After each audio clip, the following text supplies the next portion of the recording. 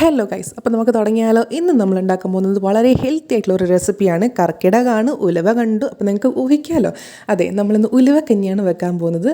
വളരെ സിമ്പിളായിട്ട് എങ്ങനെ ഉലുവക്കഞ്ഞി വെക്കാൻ നമുക്ക് നോക്കാം. അപ്പം നമ്മൾ കുറച്ച് എത്രയാണോ നിങ്ങൾക്ക് ആവശ്യമെന്ന് വെച്ചാൽ കുറച്ചൊരു പിടി ഉലുവ തലേന്ന് കുതിർക്കാൻ വെച്ചിട്ടുണ്ട്.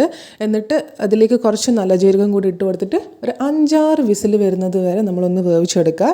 നല്ലോണം ഉലുവ വേവണം. വെന്ത് കഴിഞ്ഞിട്ട് അതിലേക്ക് നമ്മൾ ഇവിടെ ഞാൻ ചേർക്കുന്നത് പച്ചരിയാണ്. നിങ്ങൾക്ക് ഞവര അരിയോ ഏതരിയാണെങ്കിലും നിങ്ങൾക്ക് ചേർക്കാം. ഇവിടെ നമ്മുടെ അടുത്ത് പച്ചരി ഉള്ളതുകൊണ്ട് ഞാൻ പച്ചരി ചേർക്കുന്നു.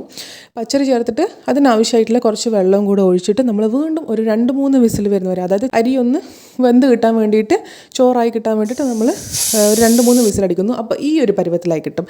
എന്നിട്ട് നമ്മൾ ഇതിലേക്ക് ഇനി ചേർക്കാൻ പോകുന്നത് തേങ്ങയാണ്. അപ്പോൾ കുറച്ച് തേങ്ങ ചിരകി വെച്ചിട്ടുണ്ട്. അതിൽ കുറച്ച് വെള്ളം ഒഴിച്ച് നന്നായിട്ടൊന്ന് ഞെരടിയെടുക്കുക. എന്നിട്ട് അതിലേക്ക് ചേർക്കുക. എന്നിട്ട് കുറച്ച് വെള്ളം കൂടി ഒഴിച്ചിട്ട് നന്നായിട്ട് ഉലുവയും തേങ്ങയും ചോറും കൂടി ഒന്ന് മിക്സ് ആക്കിയെടുക്കുക.